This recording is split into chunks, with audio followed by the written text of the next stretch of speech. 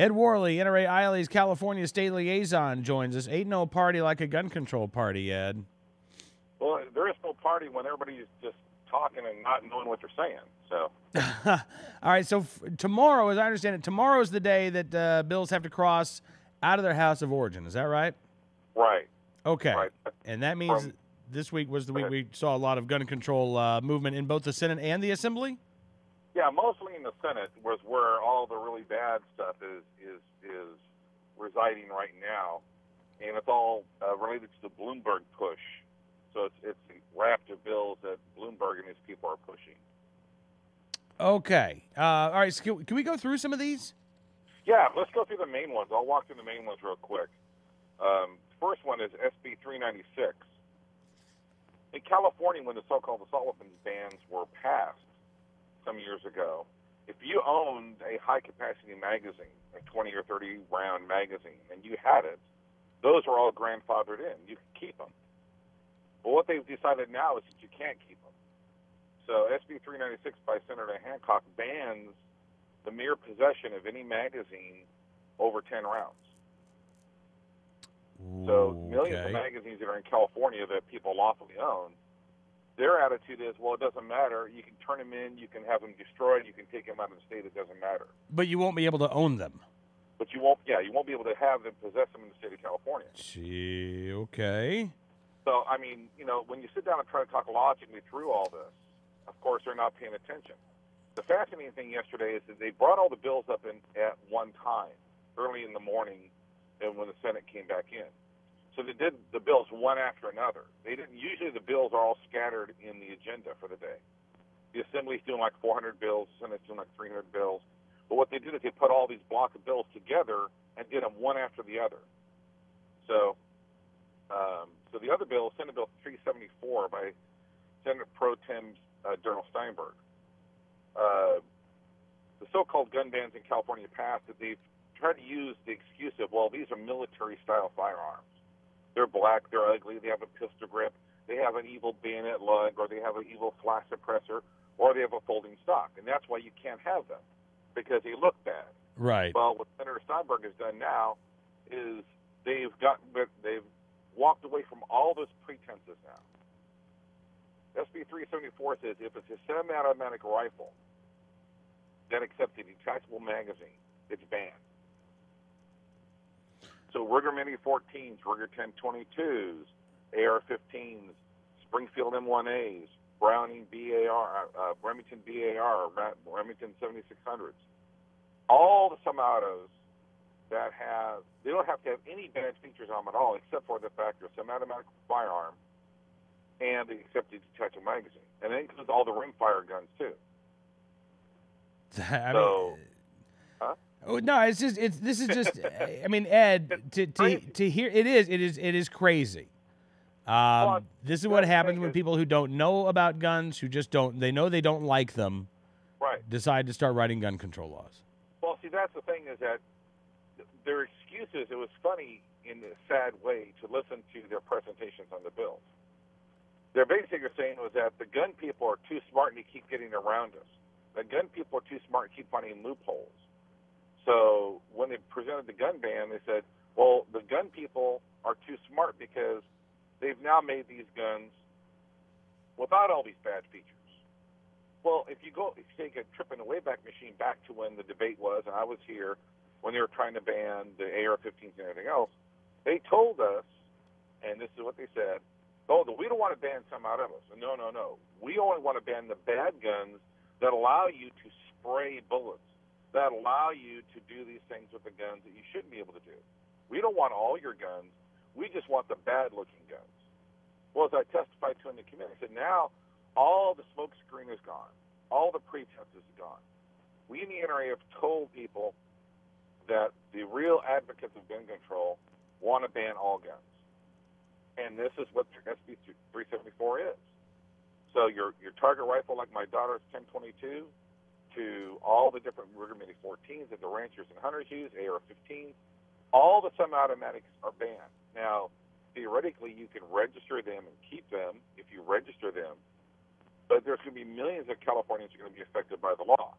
And I think the reason they ran the bills in a block and he got them through yesterday and didn't wait until Friday, was the phone calls and emails and faxes to the Capitol were really starting to come in. So I know that they were getting a lot of phone calls. I know they were getting hammered by the NRA members. So I think they sort of said, we better move this stuff as quickly as we can. And so that's why I think they ran the bills on a block of bills yesterday. So then the other bill is SB 47. This is the bullet button bill, and only in California could you have a bill about the bullet button. This is ridiculous. I mean, this is so, Ed. They're passing a bill to get rid of something that they created through one of their earlier gun control bills. Yes, well, see, that's how moronic all this is becoming. Is when they stand up and present the bills, you would think that they would have some rational, logical reason for what they're doing. What it has degenerated down to at the Capitol is that all these guns are just too dangerous. Semi-autos are just too dangerous.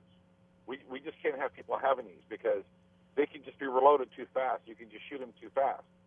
So, we used to have the smoke screen of all these other excuses for doing this now. Well, the bullet button debate, as we're having in California, as I pointed out to them, the bullet button is allowed to be used by law enforcement officers to put a bullet button on their semi-automatics when they retire so they can take their guns with them. So I said, well, if the city of California and the Department of Justice is allowing law enforcement officers to put a bullet button on their AR-15 so they can take it with them when they leave the police agency, the law enforcement agency, that's not a loophole. That's a policy. So if law enforcement officers can do it, then citizens should be able to do it. Mm-hmm. Well, see, that's where, and the amazing thing is the senator who was carrying the bill didn't know that law enforcement was allowed to use them themselves. He didn't know that. No, really? Yeah, well, see, that's the thing, is all of us have this tendency to think that the authors of these bills have thoughtfully crafted the bills and put the bills together. Right. Oh, that's such a comforting illusion. Well, I'm here to tell you that is not an illusion. It's a downright fact that they don't know what they're talking about. Because we had all the information, we had all, talking to them about all the different things, and what they degenerated into was, these are just too dangerous. We can't have another mass shooting. We have to stop these mass shootings because we have to ban all these guns. So that's what we're down to, is they can't logically and rationally explain what they're doing anymore. Now let's just ban them all, ban them as fast as we can ban them, and that's what they're going to try to do. So that is what we've degenerated down to in California. This is no more the pretenses, no more the excuses of this gun is bad because it looks black, this gun is bad because it has a folding stock, this gun is bad because I just don't like the way it looks. Now it's all semi-autos. They just said all semi-autos are too dangerous. You can't have any semi-autos. So, that's where we are in California with these people doing this. So then, Senator DeLeon's SB 53, where he claims you're going to have to get a permit to purchase ammunition. Yeah, I wanted to ask about this. So you got to get a permit to purchase ammunition. Supposedly that permit's going to cost $50, right? Right. And that permit, does that cover the cost of the background check for the life of the permit? Well, no. Well, it's supposed to, but see, that's the thing, is they've even amended that bill now.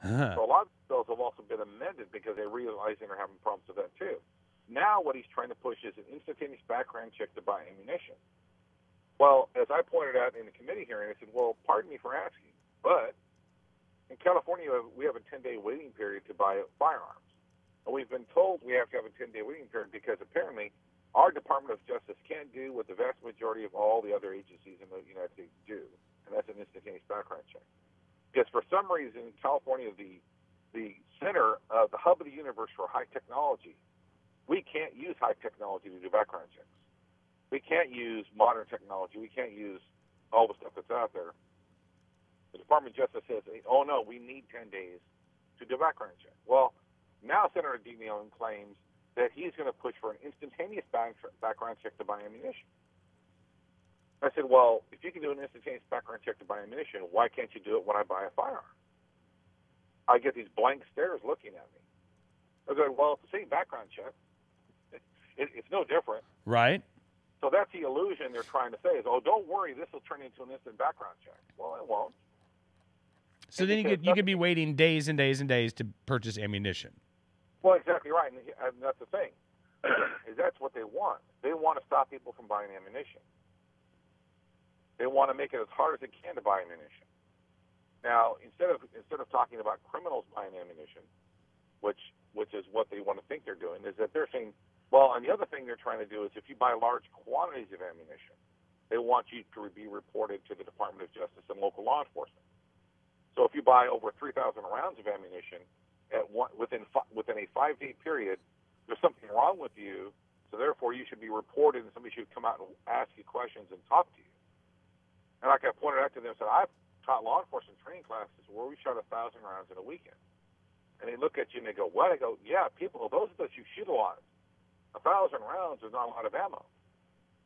I said, when I've done junior training programs where we have 50, 60 kids with 10-22 rifles, you can go through 1,000 rounds without blinking, with that many kids. Mm-hmm.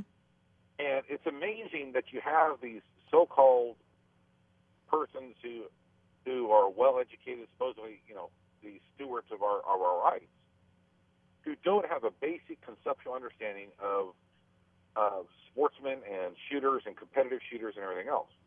They just have no understanding of what we do in our recreational activities or our training activities or whatever else. It's amazing to me. They go, well, nobody has. Why do you need 1,000 rounds of ammunition? I told one of them one time. I said, well, the reason I bought 1,000 rounds of 45 was it was cheaper than buying in a box of 50. It's like buying anything else. You buy a big case of it when of course you could get it. Right. Then it's cheaper to buy it by the case. So, what they're doing is every crazy, stupid thing you can think about doing, they've just thrown it all against the wall in California. Yeah, I'm just trying to think about how this would work practically, given the state of ammo right now, Ed. Let's say you get a box. Let's say you get a shipment coming in, and you've got your pallet of 22 long rifle, which normally is going to last you about an hour. Yeah. Imagine the slowdown in sales where you've got to go through the background check. You get as you say, you get the delay. Let's say you don't get the instant background check. Do you now have to keep track? Okay, this ammo belongs to Ed Worley. I gotta store this with Ed's name here because I can't sell it because Ed's already gone through the background check to get this, and Ed's gonna be ticked off if I sell it, and he comes back here 3 days later and I don't have 22 long rifle. I mean, this is absurd. Well, absurd is a polite way of saying it. I know, it's family-friendly radio. Yeah, well, exactly right. Well, it just shows you how things have degenerated at the state capital in California. Yeah, this isn't even reality. I mean, this is fantasy land. Well, and there's another bill on the Assembly side, AB 48, where they're now banning. I mean, the magazine ban wasn't enough. Now they're trying to say that if you own a magazine that's 10 rounds, because you have put restrictors in it, if the magazine can possibly hold more than 10 rounds, it would be banned.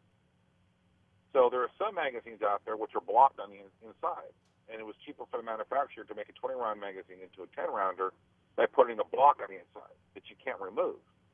Well, they say, well, if the magazine can hold, it has a potential to hold more than 10 rounds, it'll be banned. But also, AB 48 bans magazine components because they're calling you'll love this. They're calling magazine components like a follower and a spring and a base plate and the magazine tube assault weapons conversion kits. Assault weapon conversion kits. Yes, because if you put a high-capacity magazine into a gun, now because it has a high-capacity magazine in it, now any gun is an assault weapon. Oh, brother. Well, I mean, it's so crazy that sometimes you think that it's not reality taking place when you listen to them try to present their own legislation. And one of the senators got up and said about the ammo sales thing. He said, well, what you've done now is I want to be an ammunition seller in Nevada. Because every California you can drive to Nevada. Yeah. Nevada. Absolutely. Ed, unfortunately, that music means we are out of time. As I said, we could have talked for the rest of the show about these bills. Listen, we got to have you back again soon. Thank you so much for everything you're doing out there in Sacramento. We really appreciate your time, sir.